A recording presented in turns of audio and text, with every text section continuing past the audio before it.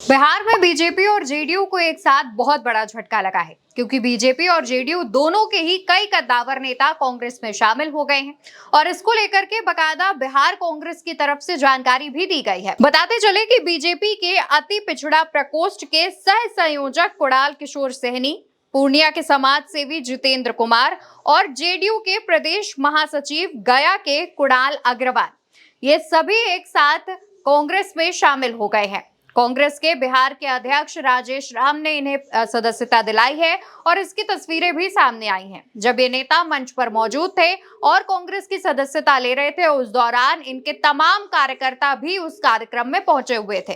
कांग्रेस की तरफ से मिलन समारोह का आयोजन किया गया था, जिसमें बहुत ज्यादा संख्या में जो तमाम कार्यकर्ता हैं उन्होंने भी कांग्रेस की सदस्यता ली। ये वो कार्यकर्ता हैं जो कुछ समय पहले बीजेपी और जेडीयू का हिस्सा हुआ करते थे। दोस्तों, आपको बताते चले कि बिहार में कुछ समय बाद विधानसभा चुनाव होने हैं और उससे पहले तमाम जो राजनीतिक दल बदल हैं वो हो रहे हैं और इसी कड़ी में कई ऐसे बिहार के बीजेपी और जेडीयू से बड़े नेता हैं जिन्होंने कांग्रेस का दामन थामा है। इस कड़ी में एक और नाम सामने आता है जो कि जेडीयू के पूर्व विधान पार्षद विनोद कुमार सिंह हैं, जिन्होंने हाल ही में कांग्रेस की सदस्यता ली है और उन्हें भी सदस्यता राजेश राम की तरफ से दिलाई गई है। वहीं कुछ समय पहले खबर सामने आई थी जहां पर 2 बार के विधायक रहे बीजेपी नेता अनिल सिंह और जेडीयू के पूर्व महासचिव शंभू पटेल ने भी कांग्रेस का हाथ थामा था। जिस तरीके से बिहार विधानसभा चुनाव नजदीक आते जा रहे हैं, उससे पहले बहुत ज्यादा संख्या में बीजेपी और जेडीयू के जो नेता हैं वो लगातार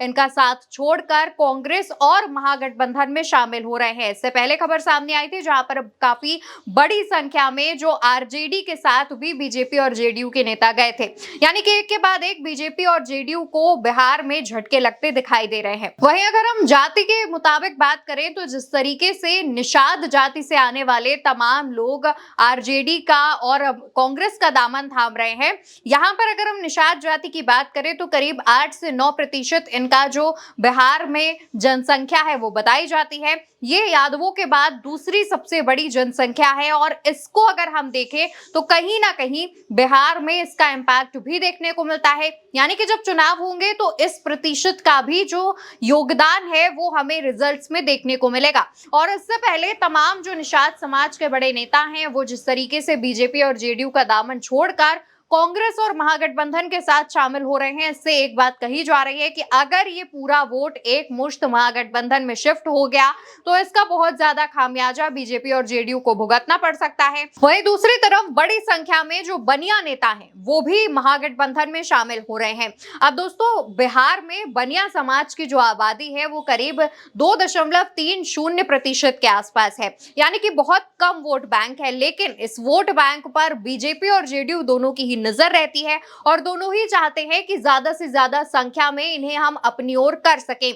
लेकिन बीते कुछ समय के अगर हम घटनाक्रम पर नजर डालेंगे तो बहुत सारे ऐसे बनिया समाज के नेता हैं जो महागठबंधन में शामिल हो चुके हैं, वो लगातार आरजेडी या फिर कांग्रेस का दामन थाम रहे हैं। यानी कि बनिया समाज की जो नाराजगी है, निषाद समाज की जो नाराजगी है, वो बीजेपी और जेडीयू से देखने को मिल रही है। फिलहाल जिस तरीके से बहुत ज्यादा संख्या में बीजेपी और जेडीयू का दामन छोड़कर महागठबंधन में तमाम नेता शामिल हो रहे हैं, इसका असर भी बिहार के विधानसभा चुनाव में देखने को मिलेगा।